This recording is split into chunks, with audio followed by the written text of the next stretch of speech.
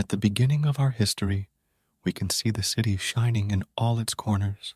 And in the midst of all this mundane activity, there was a man sitting in a dark alleyway. He had a very bad headache and his sleeves were bloody. He had a knife in his hand, but he couldn't remember where he got it from.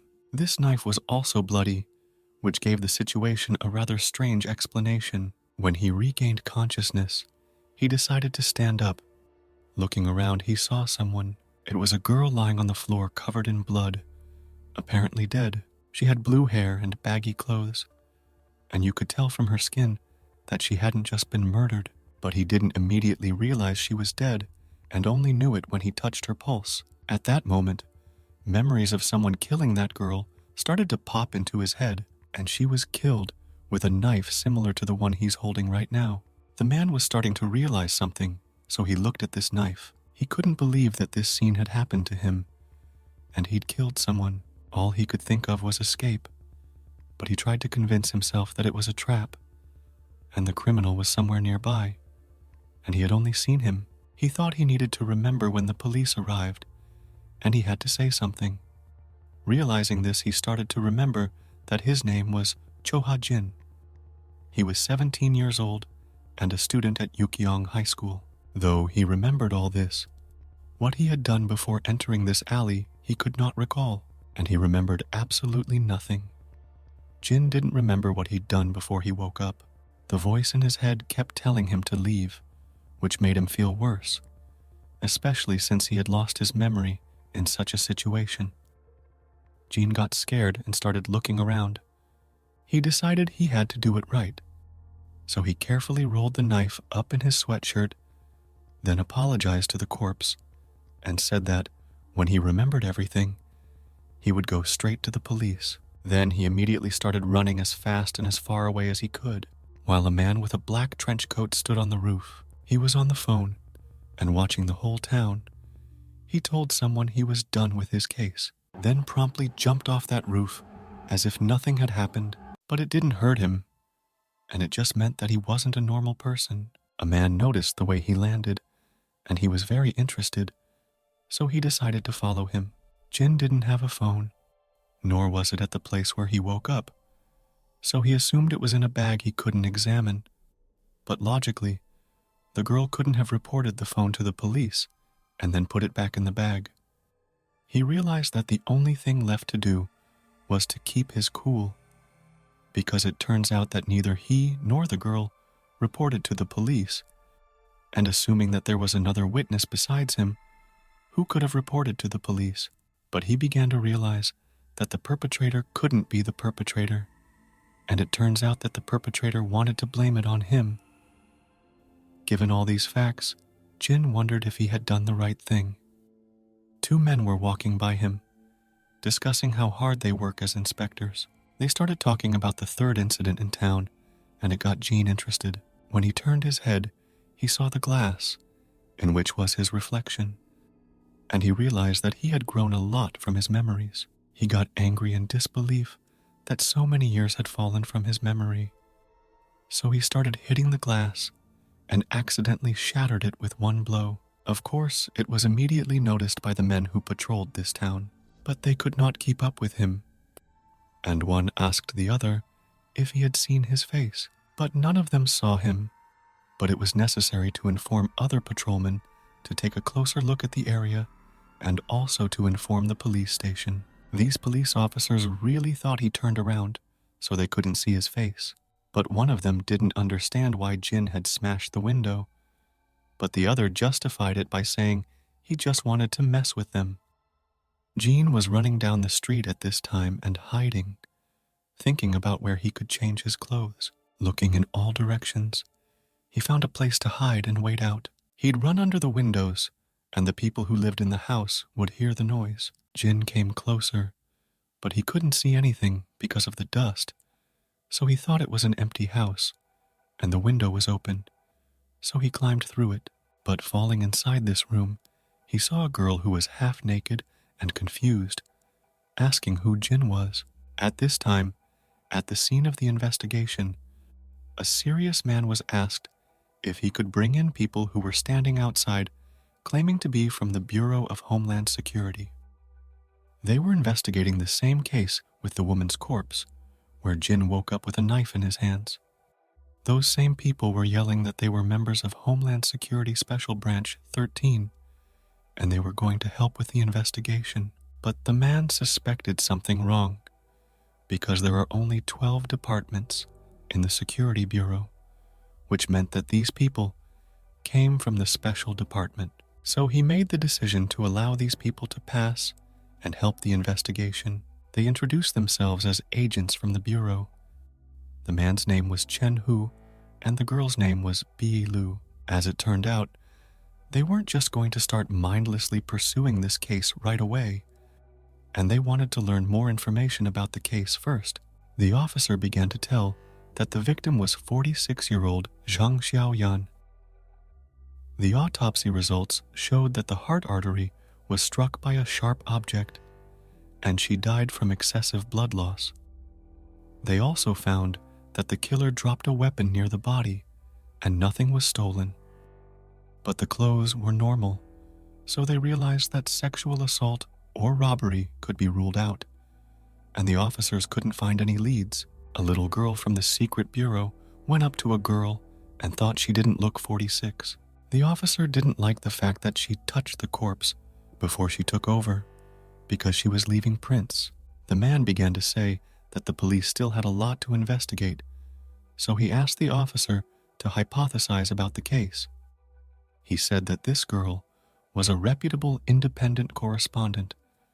Their goal was to expose social ills, and such people have many enemies, so he believes that she was hired to kill her. But nevertheless, the officer felt it was important to note that Zhang's hands were intact. She didn't fight back, but she was killed at close range, which meant that the victim knew the killer. After telling his point of view, the girl asked him to leave the scene for a while too, and will tell him the outcome after investigation. The man told him the same thing and escorted him out of the alley. After they made sure the officer was gone, the man started telling the girl that she shouldn't talk to him like that because she might still need him for information. But the girl didn't care about any of that, and the only thing she wondered was if there were any people left in the neighborhood. When they were convinced of this, the girl immediately began to do some supernatural trick that looked simply incredible. It was a bright purple butterfly that she flew right over the girl's corpse. The man noticed that some magical corrosion was worse than in the first two murder cases, and the killer's awakening level increased. They thought there was a very high probability that he had reached some kind of vicious level. The man didn't like the way she planned to handle the case, so he bowed his head and offered to seek support from headquarters. The officer was smoking, and the other man wanted to see if they were bureau agents, because they didn't even have guns on them. But as the officer confirmed, they had no problem with the ID, and explained that the 13th Division is a special unit that is not officially assembled, so different from them, and also rumored to have superpowers and belong to the Department of Defense. From these words, the man understood that this case is the very special, but the officer believed that unless they know the criterion of evaluation, guessing is not helpful. In his opinion, all these accidents are very dangerous, and he knows only a few such cases, and all these cases an ordinary man could not have solved. So he gave them the case so lightly. Now we move on to Jin, who was holding the girl and asking her not to scream, explaining that he wasn't a bad person, but just thought there was no one inside and hadn't broken in here on purpose. He reiterated he wasn't a thief and asked for a chance to explain himself. Jin decided to let her go after that, even though it might cost him dearly. The girl immediately turned on the light and asked Jean who he was. But the fact that she was half naked really embarrassed Jean, and when he said it, she was embarrassed too. After a short time, she put on her normal clothes and asked Jin again who he was and what he was going to do to her. As she threatened with broom in hand, Jean began to beg her to listen to his difficult story. He asserted that he would only tell the truth, and looking at the girl, he noticed that she was indeed beautiful. After a while, She listened to the story in full and tried to piece together the chronology of events in her head, and she thought it would be better to explain it to the police. And she also noticed that a lot of people say that this kind of amnesia goes away quickly, but Jin explained that it was just him and the corpse at the scene. And if he said he'd lost his memory, the police wouldn't believe him. She called him a coward, but she didn't know that at that moment, Jin was even holding a murder weapon. In the course of the dialogue, he decided to introduce himself, and the girl introduced herself as Mei Mei, and looking at his gaze, she thought he was looking at her breasts, but as it turned out, it wasn't like that, because he was actually looking at the sign on his chest. He recognized the emblem, which meant she was from Lujing High. Mei Mei was surprised that he knew about this school, but looking at him, she couldn't tell he was a student of the school, so she thought he had graduated from the institute. He said he just remembered being in second grade, but now he doesn't remember anything about his classmates, teachers, or family. After hearing the story, she suggested that we go to school together and see if he remembers anything. Jean was pleased at the offer and asked her for one more favor, to give him a blanket so he wouldn't be so cold sleeping on the floor, and asked him what to eat, for he was literally starving. But all this talk made Mei Mei very angry. Since he was starting to remind her of a villain, she gave him instant noodles and shoved him in the closet. Just in case, she tied the door in a knot and said aloud that she would never let a strange man sleep on the floor with her in the same room. Also in half-asleep musings, she wondered whether she was safe now, though she did not think him a bad man. Morning came, the girl woke up, and immediately heard a sound from the closet asking her if she was awake. Jean asked her to let him out, and in that moment, she realized that everything that night was not a dream. He gave her a package of noodles, and when he stood up, his back was really sore. She got a big laugh out of it, and Jin said he wanted to wash up first and then go to school. Mei Mei told him where the bathroom was and where he could get a towel, and asked him not to use the towels hanging on the wall. After a while, they were both ready to move out. At that moment, she noticed that these clothes had been given to her by her uncle when she lived here, and she had no idea that they would ever come in handy. She decided to add that she would go first, and Jin was to come out a little later to keep their distance from each other, because Mei Mei thought that other people shouldn't realize that they knew him, and he was surprised at how calm he remained when he should have been angry, just as he was when he found the corpse. Jin realized that if he recovered his memory, and it turned out that he was really the killer, Mei Mei would be in great danger. He realized that if he didn't remember today how he was connected to this murder, then he would just go to the police. At least the police would tell him who he was, and he wouldn't hurt anyone else. And that's when he heard a noise where someone was harassing Mei Mei. 2 men shoved her into a car, and Jean took it as a kidnapping. He started running up the stairs like a madman, and when he got to the door, he tried to open it, but the door was locked, which made Jean very angry, and an eerie aura began to emanate from him. There was a fire in his eyes and a desire to open that door, so he started to put more effort into it. He started opening the doors so hard that the handle literally broke off, and with even more effort, he just broke the whole door down, which was simply impossible for a man. His hand turned red, but it was too soon to stop, for the car was already pulling away. He chased the car, but he couldn't catch up, so he decided to use the force that just broke down that door. A fire began to appear in his eyes that looked like unusual energy. When you put your hand on the wheel, it began to distort in space under this force. There was an explosion under the car, and it flew a couple of meters into the air, causing it to literally flip over and fall with the top of the wheels down. Mei Mei fell out of the car, and Jin didn't hesitate long enough to grab her arm and run. The men also got out of the car and said they had to get Mei. One of these men had a gun hidden under his clothes. Jean noticed this and realized that they weren't to be trifled with, so he realized he couldn't take the main road. When they turned into the alley, Mei Mei started wondering why they couldn't go that way, but at one point they stopped, and Mei didn't understand why he was trying to block all the aisles. There was shouting outside. Those people realized that they were in the alley, so Jin asked Mei Mei to hide and wait. She didn't understand his intention. Those people were adults, and they were just school children, but Jin quickly shut her up and ordered her not to make any sound. They came to this door and they couldn't open it, but that didn't stop them. But what the men didn't realize was that underneath the table that propped the door was Jean, preparing to attack.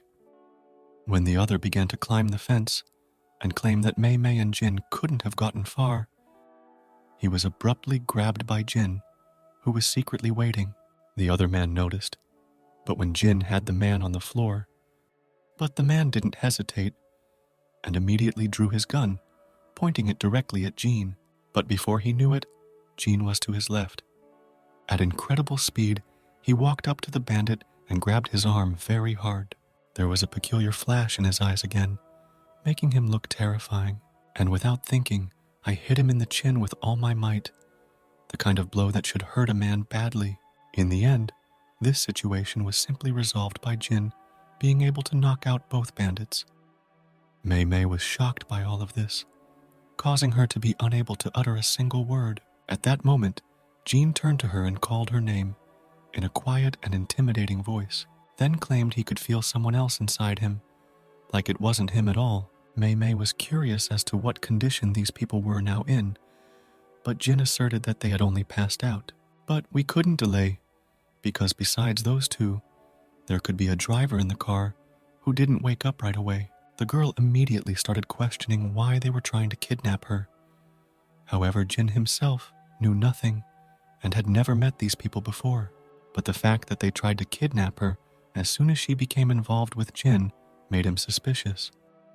But he couldn't say that, because who knows if she trusts him. And at that moment, she directly told him that she believed him, and was grateful that he saved her when the bandits grabbed her. Though Mei Mei didn't know what had happened, she knew that he had definitely saved her, and her good soul just can't help but forgive Jin, who seems like a good man.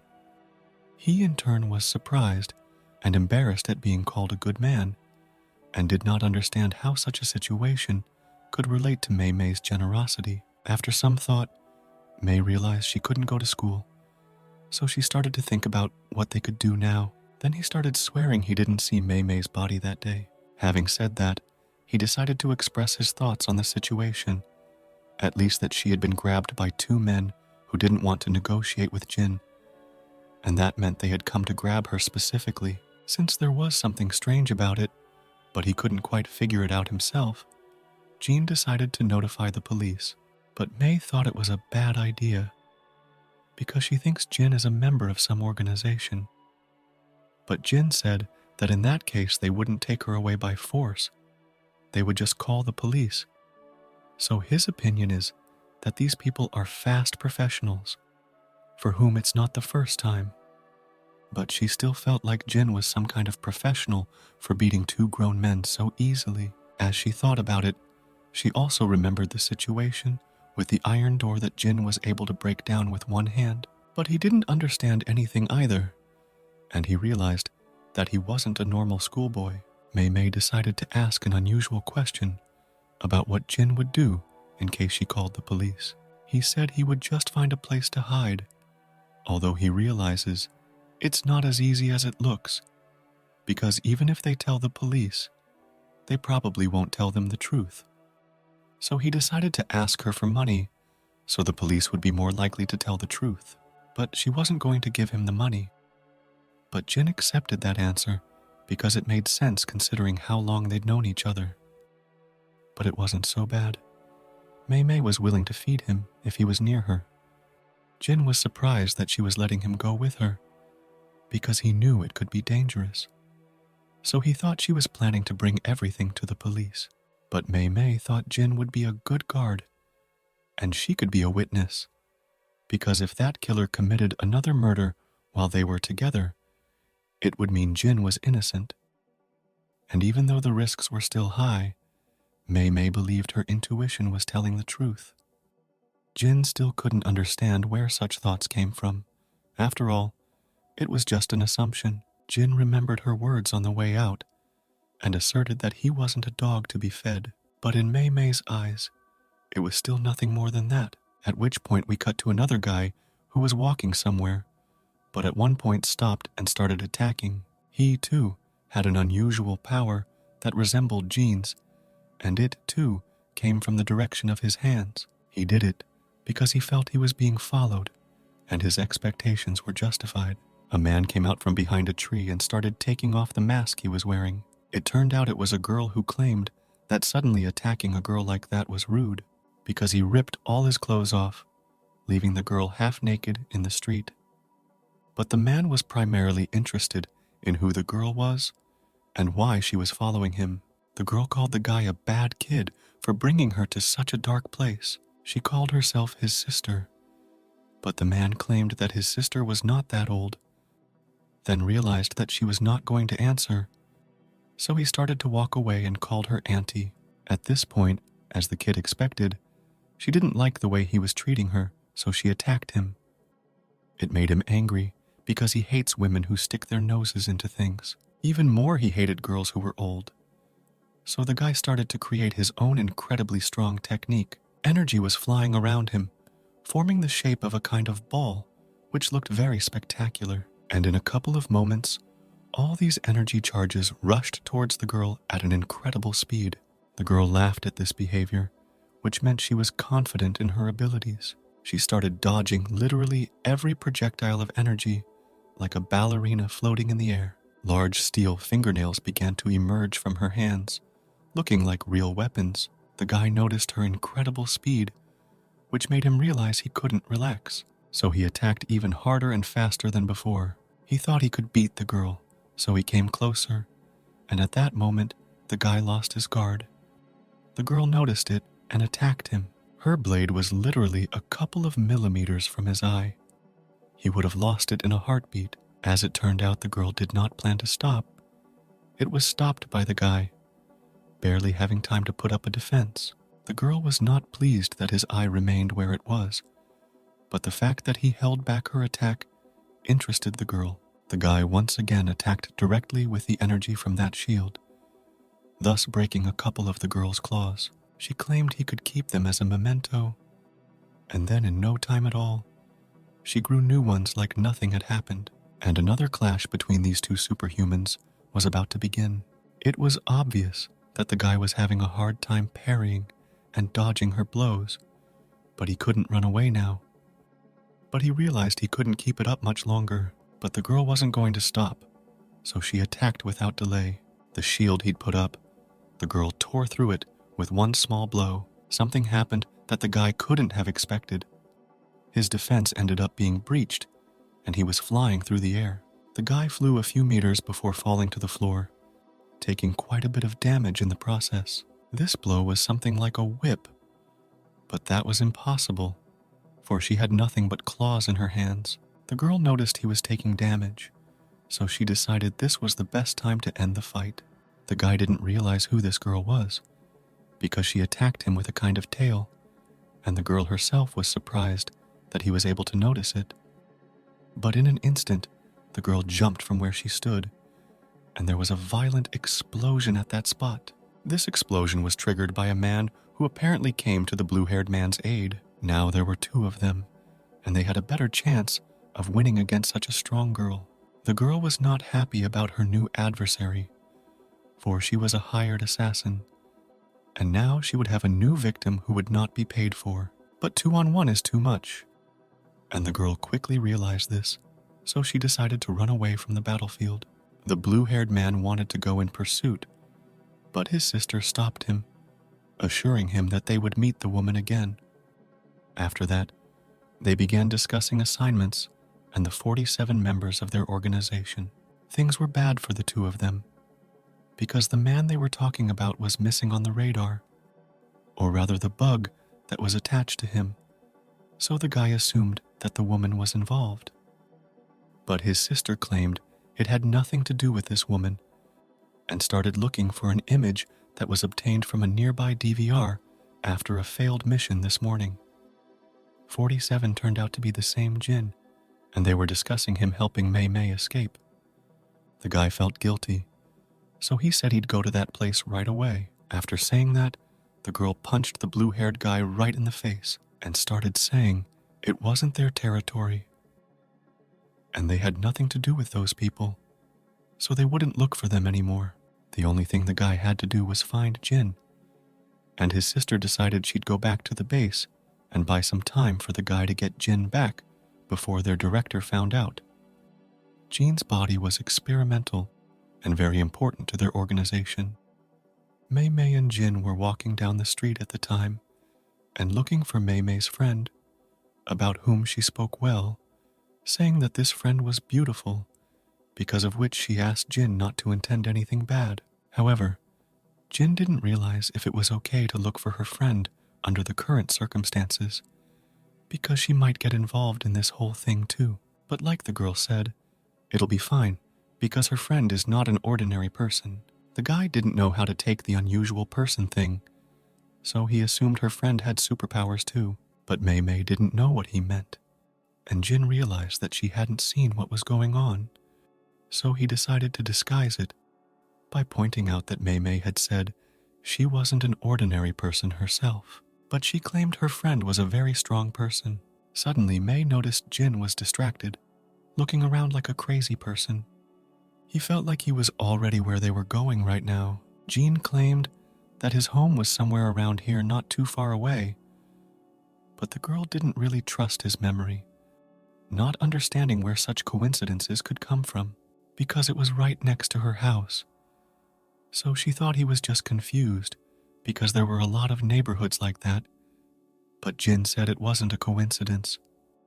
He claimed that even with his memory loss, he felt it subconsciously, and that maybe he didn't run from the police last night because of panic. Mei deduced from these words that he had deliberately entered her house, but he dispelled her thoughts by saying that he didn't mean that, but that he had just walked into a familiar place.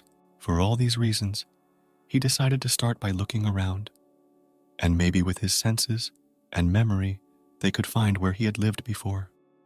After walking around for a while, he came to the old broken-down house that caught his eye the most. Mei Mei didn't know what he was talking about, and he didn't answer anything. Jin stood in a stupor, affirming that he had found what he was looking for. After a short time, they went into this house and looked around inside. Everything in this place said that there was a fire that left nothing behind, but Jin was silent and found his attention at that moment concentrated on something. There was a plaque on the floor with his last name on it, and he realized he'd found the right place. Mei Mei also realized that his gut hadn't failed him, and now that they had the address, they could go to the nearest police station to find out what had happened here. She realized that she was too worried, so she said it without thinking, because there's no telling what Jin is feeling right now. He realized that this was where he was liquid before, but it neither inspired nor disappointed him.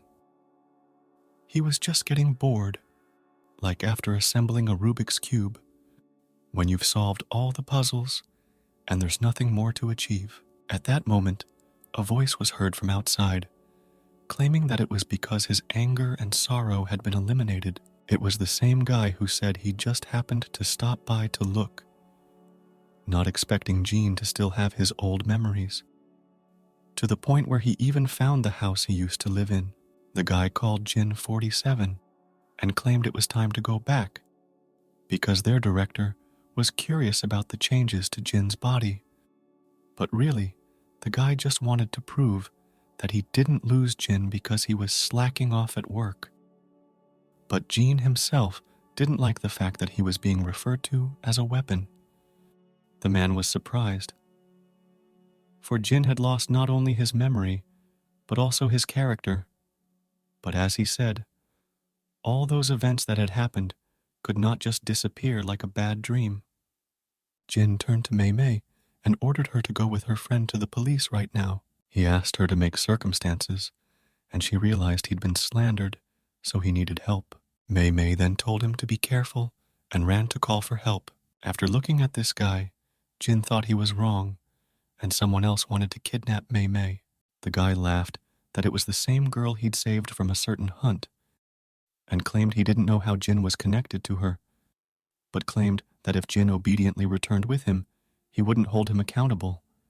After saying that, Jin was sure they were all in on it, so he wanted to know their identities even more. The first thing Jin wanted to know was the whereabouts of his parents and relatives, but the guy wasn't going to answer, only thinking about how best to break Jin's every bone in his body. It pissed him off, so he lunged in asking what they'd done with his body, but such blows didn't seem so strong to the lad, so he didn't take Jin as a serious foe. At times when he attacked, the guy would just dodge or put up a shield of his energy, but he could still do something to this guy because he had mysterious powers. And when Jin hit the guy, he grabbed his arm and started doing a special move. He had no choice but to recoil because his hand was soaked with that energy that it was icy cold.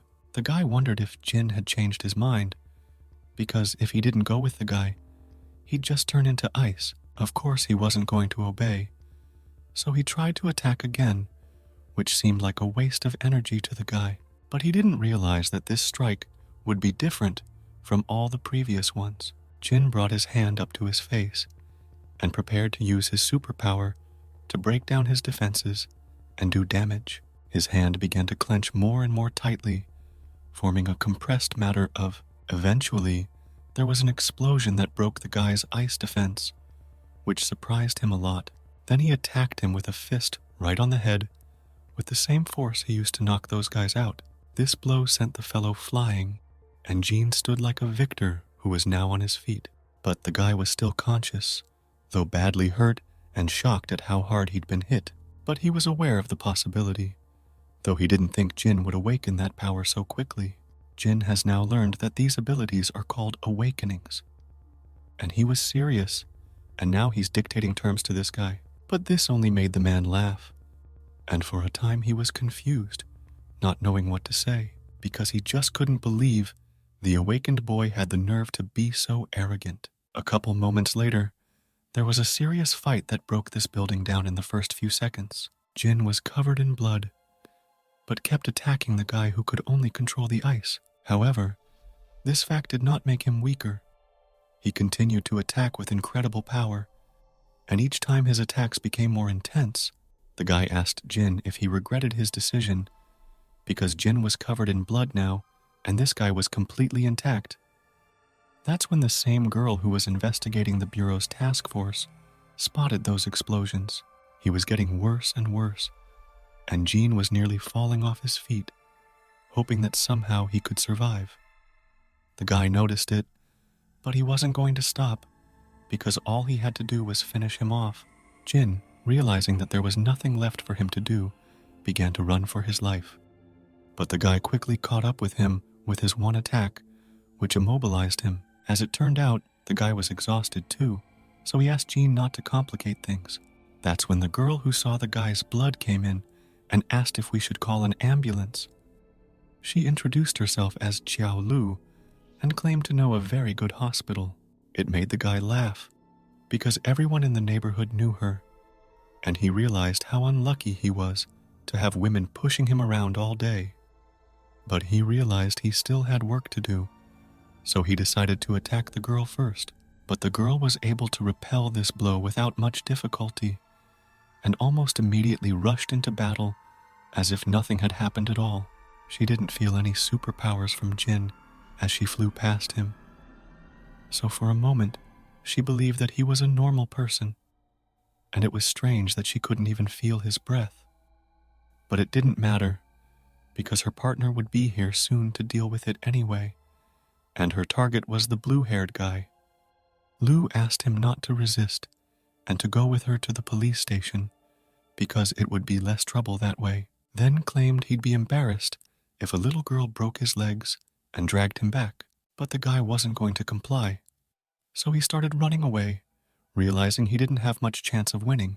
The girl in turn could not let him go so easily, so she began to use her ability, forming a pink circle around the guy. That circle turned into a huge pink hand that grabbed the guy like a little insect. He was in a lot of pain, but even so he tried to fight back with his ice, with difficulty, but he was able to get out of his hand by simply cutting it with his ice blades that he had formed on his hands.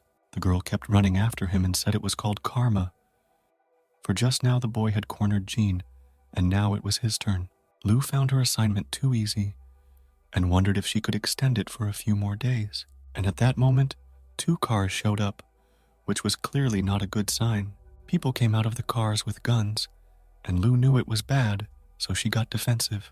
People were firing assault rifles at her, but she was able to use a defensive technique beforehand and saved herself from the bullets. This defense resembled a large monster that had a peculiar structure, resembling several animals at once. And while the girl had nothing to do but fight back, the guy said goodbye to her and started to get into one of the cars. Lou wasn't going to let him go, so she tried to attack using the same technique, but the men were not empty-handed and decided it was time to use grenades. She couldn't have expected such a thing, so she was surprised.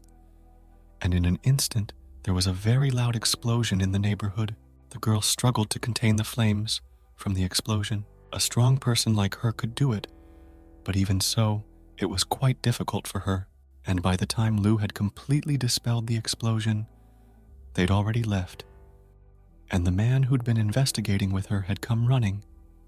She claimed to be perfectly fine, and asked him if he'd put up magical barriers to keep the citizens out of harm's way. She's very angry that these people dared to shoot in front of apartment buildings like nothing happened, but the man tried to reassure her, saying that he had asked headquarters to use satellite tracking, and this time they would be sure to track down the dark gang.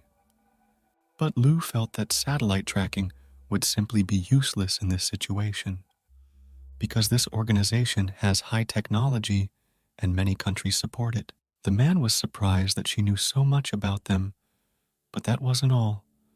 She explained that she had been in contact with them before, and they are a group of crazy people who call their leader the director. And then she remembered Jean, which made her ask if anyone had been sent to take care of him, because he could be a lead to their deputy leader named Liu Jing. But as it turned out, when the man ran toward her, he didn't see anyone on the way. Lou was interested in this, for the fact that he was gone meant that he had escaped for some reason. But she remembered his appearance, for she had suspected something at first. At this time, Jin was exhausted, but continued to walk as far away from that place as possible. He thought about what had happened in those 3 years, that things had changed so badly. But the only thing he's decided is that he can't die without knowing, so he wants to figure it out. Now we move on to Mei Mei, who was at her friend's house asking for help. However, this girl began to act arrogant, claiming to be a Bartholomew Yikaru-shitan, or simply a black rock, and for this reason she could not understand why she had such a person as Mei Mei as a friend. This is not the first time Mei Mei has encountered this, so she bowed her head and, addressing it as a queen, asserted that this was her first request in her entire life, and she hoped that the black rock would deign to fulfill it. After some thought, she agreed, realizing that her situation was probably a mess. She started researching information and realized that, judging from all the similar cases that had occurred in the last 6 months, his problems and Mei Mei's kidnapping were probably unrelated. After which, she asked to see the statistics, but the statistics made Mei's eyes water, so she asked for a brief recap of the story. Lin starts pointing to records of crimes that have occurred over the past few years in the area, and that includes both Mei's kidnapping and murder. Also, this neighborhood has a 55% higher accident rate than the rest of the neighborhood, and at first glance, the accident sites appear to be haphazardly located, but they are drastic. Mei Mei didn't immediately understand what she was talking about, but she slowly began to guess. As Lin explained, if they were identical cases, there would probably have to be a maniac in the middle. But there were not only murders, there were kidnappings and thefts, so there was some kind of gang, or even a group in the neighborhood, and Mei realized that Jin's fight and her kidnapping were just like all the other cases before it. but she still couldn't understand why it had fallen to her. At this point, Lin wondered if May had encountered anything strange lately. She told me that she had never met anyone except Jin, who had suddenly appeared in her house yesterday because exams were coming up, and she had never gone anywhere but to school and home. Lin thought it was strange too, but realized all they could do now was find Jin, who had disappeared. May mentioned that Lin herself had said that their cases were unrelated. She confirmed it, but she didn't say it was a gang thing. Lin began to explain again that factions are like wild animals. They feel stronger in their own territory. And if there really is a faction in the area, then the incidents they had gotten into were probably related to them. May was very happy because she had someone to rely on, but Lin didn't like it very much. She also decided to see if Lin could use the software to find the group. But it turns out tampering with the surveillance system is against the law, and she's now willing to put her friend in danger for the sake of a stranger. But May was very serious, so she hugged her friend again and asked for help regarding the situation. Such hugs were very embarrassing to Lin, especially since she couldn't breathe at those moments. Even so, she agreed, and decided she'd look at nearby security footage. May decided it was time for her to rest, but asked Lin to wake him up in case she found something. As she slowly fell asleep, she wondered if Jin was all right now, and what his condition was after the fight. At one point, Lin shouted for May to wake up, because Lin had found Jin and knew he was hurt. May decided to see if she could find his current location, but as it turned out, she could only find an approximate location. Lin talked about how Jin is good at avoiding security cameras, and if it weren't for the hidden cameras, she doesn't think they would have found him. May asked if they could go look for Jin, for if he saw her, he would definitely show himself, and maybe he had learned something, and she should understand why she had been kidnapped. But before they went, Lin decided to pick up a few things they might need. They went out together, and Lin informed her uncle that they were going for a walk.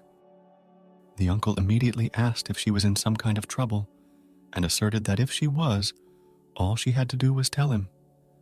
But even when she claimed there was no problem, her uncle certainly didn't believe it. So he went to his secret warehouse, where he kept a lot of firearms. For him, guns were friends he hadn't seen in a very long time, because there wasn't much reason to use them. As the two of them walked down the street, followed unassumingly by the very uncle who had decided he was responsible for Lin's. Jin was walking along holding that very sign in his hand at the time, and thinking about the fact that other than this place, he didn't even know where to give in to it. He realized he didn't even have anyone to rely on. He was all alone, and if you go to the hospital, the police will grab him and ask him about the murder, and the only thing he was thinking about was if May was okay, not even realizing that right now she was looking for him. At that moment, he heard her voice, and he could not believe his eyes.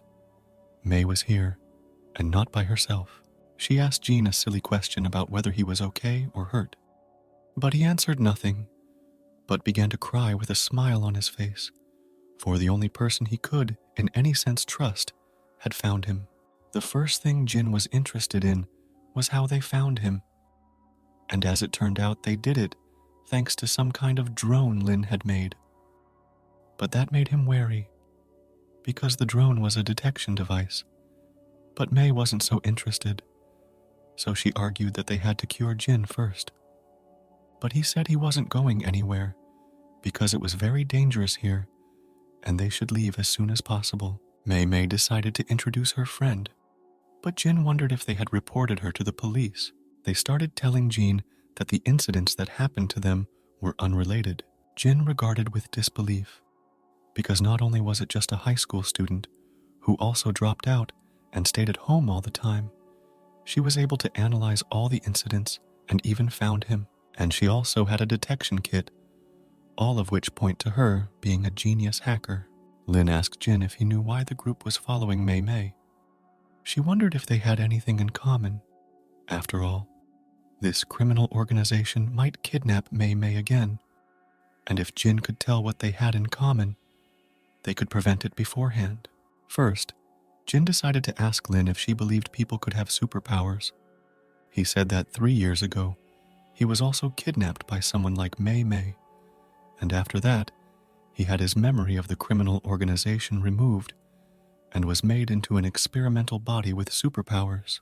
They were both shocked by it because they could imagine a lot of things, but not superpowers. Jean continued by asking how the officers could not know what happened 3 years ago, because that meant it had something to do with them. That's why Jean's house was burned down. And maybe that's how the police hide the truth. At that moment, Lin saw what her drone had captured 2 hours ago. They were images of what was happening there now. May assumed that it was an ordinary criminal group, but Lin immediately ruled out this option because those explosions and gunshots indicate otherwise, and also just a group would not have grabbed so many people, and she suggested that this criminal organization had angered the higher authorities by kidnapping people. From all this, Jin realized that Lin was cold-blooded, calm, and even though younger than him, but stronger. Jin then asked her to find the police and ask for help, while he and Mei Mei used the area to run as far away as possible. Mei apologized for putting Lin in danger because she didn't think it would come out that way, but that didn't upset her. It just gave her an excuse to act arrogant, claiming that if she hadn't been with them, they never would have escaped from here, and she'd taken pity on them to save their lives.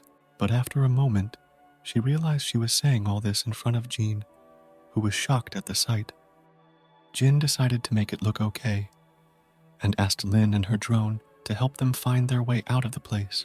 While men in suits were walking the streets looking for something very diligently, Lin, on the other hand, was able to find the safest path in the meantime, but asserted that the 2 people in front still couldn't be avoided. But Jin said he'd deal with them and ordered Lin and Mei to move on. But Lin stopped him because she saw that something else had caught their attention. They were just about to start walking, but there was a man in front of them who was coming straight at them, and Jin realized that this man had not been caught on the nearest security cameras or drone, which only meant that he was very dangerous. It was the same Uncle Yuchi from the bar who had been picking up the gun and following Lin all this time. Jin marveled at the fact that this incredible man was her uncle. The uncle claimed he was just worried about Lin, so he asked me not to blame him for it, and it turns out he was the one who just distracted those cops somehow. But he saw those men with guns and military radios, so he wanted to know what really happened here. Jean was looking at all this and started to realize that more and more people were getting involved. Mei Mei looked at Jin, and he gave the okay for her to tell her uncle about everything. After hearing everything, the uncle claimed that he didn't even know there was a big criminal organization nearby, so he thought it was him who was inattentive. But Lin wondered if there was anything they could do to help Jin and Mei Mei. Uncle decided to clarify, does Jin just assume that a criminal organization is kidnapping teenagers to develop superpowers? Or does he have some hard evidence to back it up? Jean realized it would be better to show in practice than to talk in theory 100 times. Mei Mei and Lin were shocked, for they knew but had not seen in person that he had superpowers. That was enough for my uncle, so he just asked them to follow him. At the time, important people were on the phone, and a man was yelling at a subordinate because they had so many people on the phone and still hadn't gotten the right person. However, this man believed that he could not be wrong, because even though it is unknown how 47 regained his identity, but his memory is fully restored moreover, with gaps in his memory, with lack of feelings and distrust of others, he still could not be caught. He figured they only didn't capture him if someone interfered. But there was no news from the spy in the police department, and the people in the 13th branch of the security bureau hadn't found 47, which meant that Jin was really being helped by someone. At that moment, he receives another call on his phone, informing him that the technical staff says that someone has hacked into their surveillance system, and the location of the intruder has been confirmed. The man ordered the hunting team to be informed immediately, and told them that if they failed the mission now, he would let them on the operating table. He was happy that things were starting to make some progress compared to the way they were before, and a little excited he was going to start doing surgery on some girl. The scariest thing was that this girl was conscious and incredibly afraid of what was about to happen to her body. Now we cut to Jean, where his uncle is driving them around in a car, telling them that he knows a couple of clues about an organization with superpowers, and there's a similar organization in the area they're going to. At this point, he noticed that it was getting uneasy because they were being followed by several SUVs. So he asked everyone to look for any devices that could be used to track them. Lin realized that she had the drone on all this time, and then she was using it to hack in. And if they decoded the signal, they could figure out which way they were going, so she decided she would turn it off. However, her uncle claimed it was too late.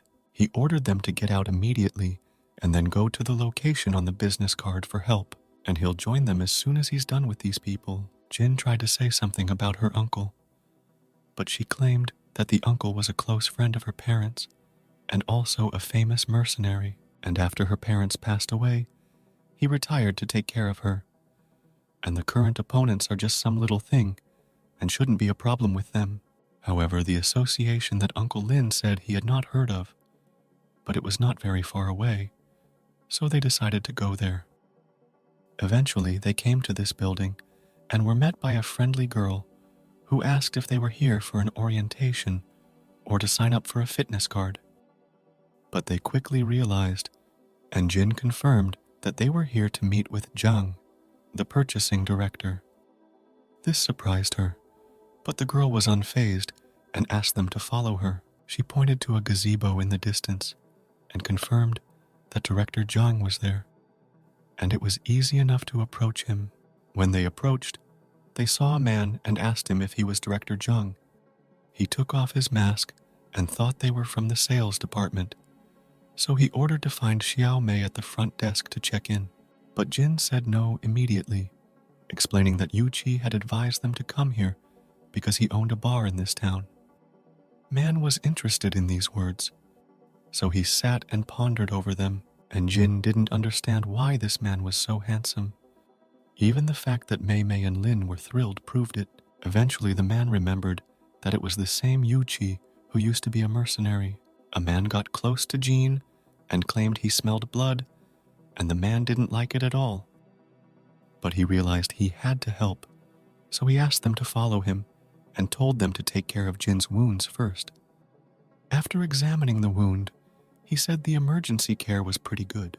Jin said it was all thanks to Yu Qi, and the nurse asked him what had hurt him so badly, because these wounds were a little strange and not very ordinary. He told her he'd been hurt by unusual ice spikes, but she wasn't surprised, which made Jean a little wary, and then asked him not to move his shoulder for no reason, and to take his antibiotics on time, and that's the only way it would heal in 2 weeks.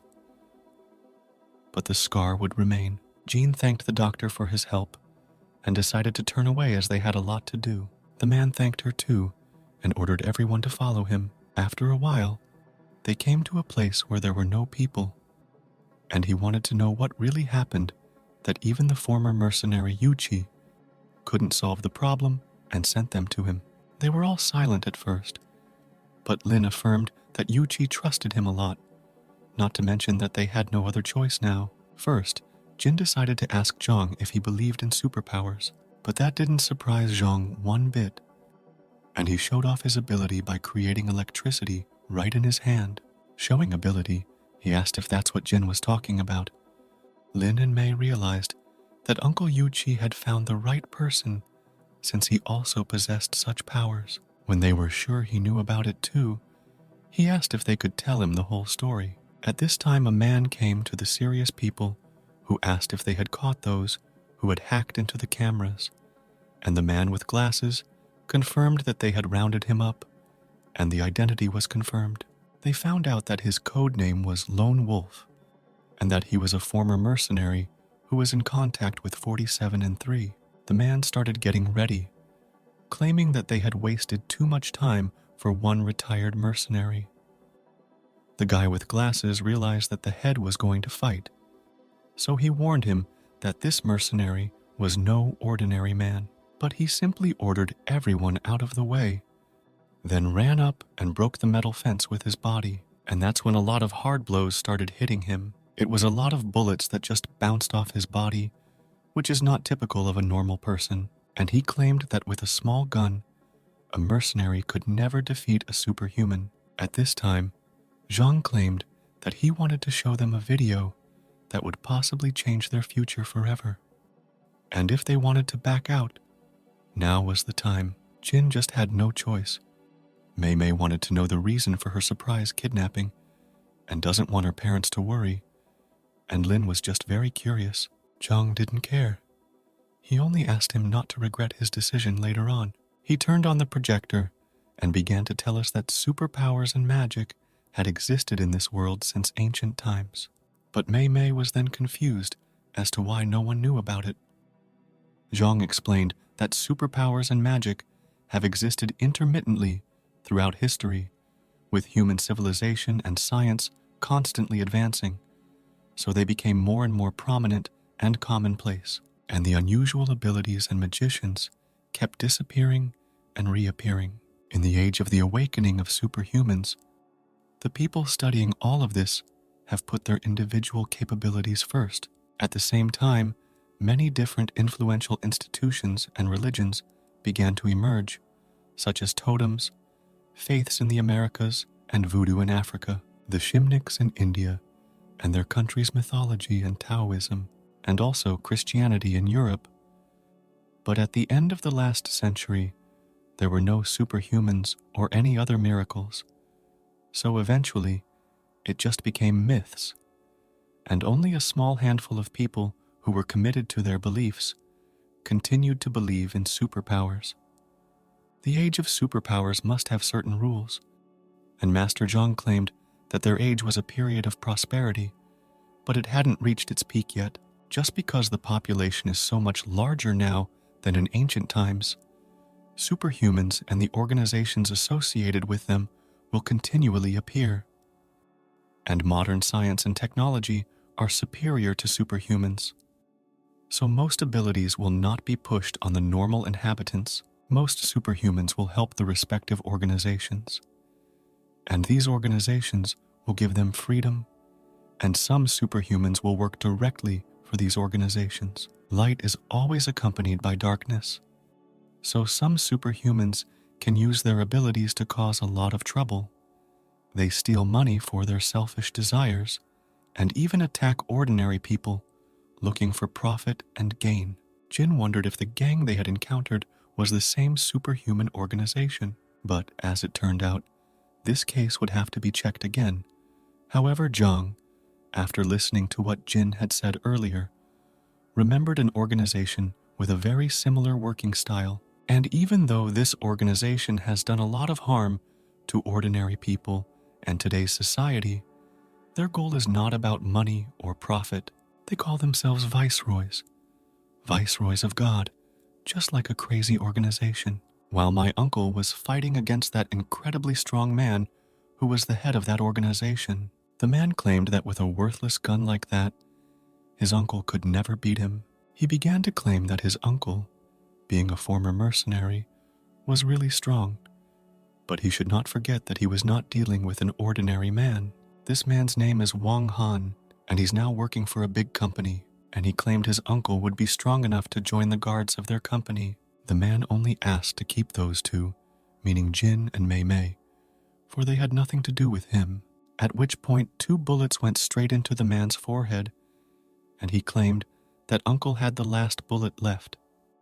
He started to say that when it comes to former mercenaries who fought in war-torn countries, they always kept their last bullet with them because they didn't want to be captured and tortured.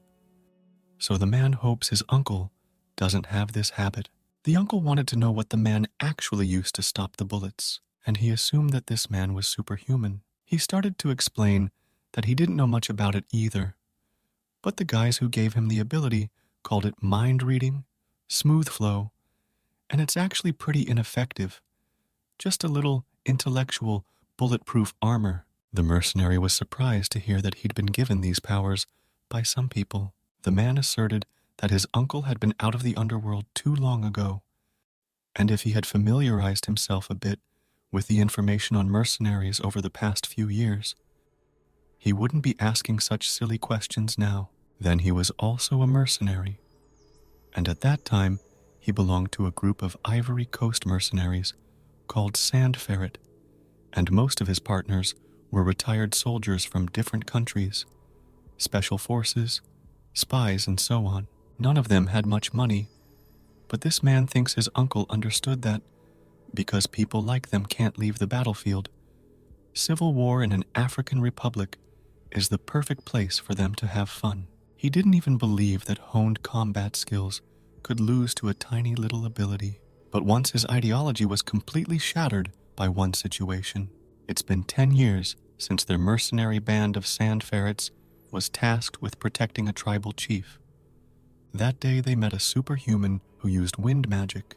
A lot of soldiers were shooting at one man who was floating in the air as if nothing had happened. All of their attacks were blocked without much difficulty by the rather strong wind magic. They couldn't even dodge the man's windmill blades.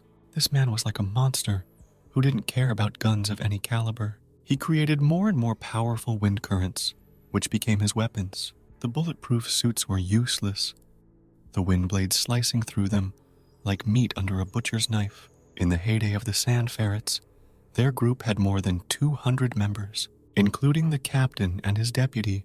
Over 100 men on this mission were dead, but after that night, only 28 survived. They fled outside their base, and he was among those lucky ones too. The uncle asked if they had failed that task, but the man claimed they had finished it, and the tribal leader was still alive, and the superhuman wind wielder was destroyed, albeit at great cost. At this time, Jang was talking to Jin, and they were wondering what the real purpose of the viceroys of God. And as it turned out, they appeared about 60 years ago. But the world knows nothing about them, the creators, the base, the main members. Nothing is unknown except that they have infiltrated the world organizations. They claim that by going through superpowers, humans can become a higher life form, or you could say gods. Mei Mei and Lin couldn't believe it was possible to turn humans into gods, and Zhang said that it was really impossible because superhumans were originally few in number, and those with good potential were even fewer. Among them, those who had awakened, only 1 in 10 could successfully practice their powers. Even if someone has awakened, they only have more strength than normal people, or regeneration is better, or all 5 senses are more heightened than normal people. There are even people whose hair grows faster. So only a few out of 9 billion humans can be really strong. And if the Viceroy wants to create a strong, godlike superhuman, it makes no sense at all. And perhaps over hundreds of thousands of years, the Viceroy's plan had changed to keep up with the advancement of human technology. But Jin wondered why this Viceroy's organization still existed. As it turned out, it was because they don't want to give up. And in addition, their measures to achieve their goals are becoming more and more radical. They kidnapped weak and powerless superhumans from all over the world and conducted experiments on them. Through the body structure of these superhumans, they investigated the origin of superpowers. At the same time, they were continuously attacking large influential organizations and religious temples, taking their cultivation skills and trying to find a way for ordinary people to improve themselves. But Mei and Lin didn't understand, because by doing so, they were making enemies in the form of big governments all over the world. And Zhang said it was strange, because viceroys always seek their death, but as long as they were safe and sound. Mei claimed it was because their whereabouts were highly classified, and they had never been found.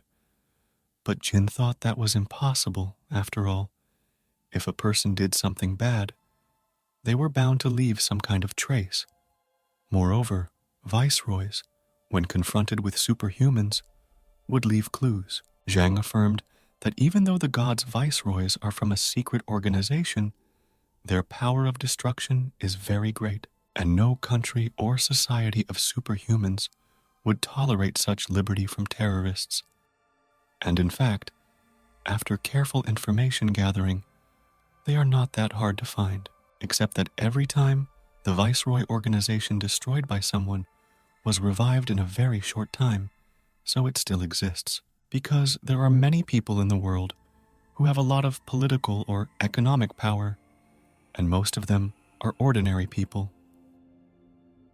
These people support the Viceroys, even though the Viceroys cannot turn all people into superhumans.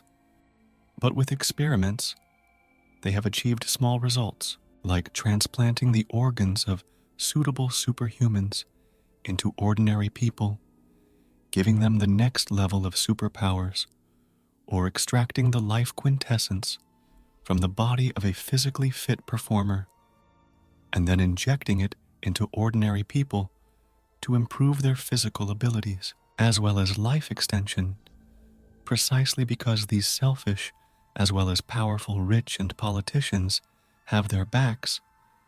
They have received subsidies, so the viceroys are difficult to destroy.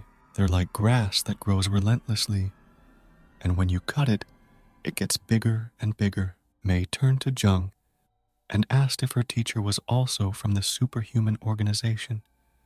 And as he explained, the head of the Dongyangzi Security Association is indeed his master.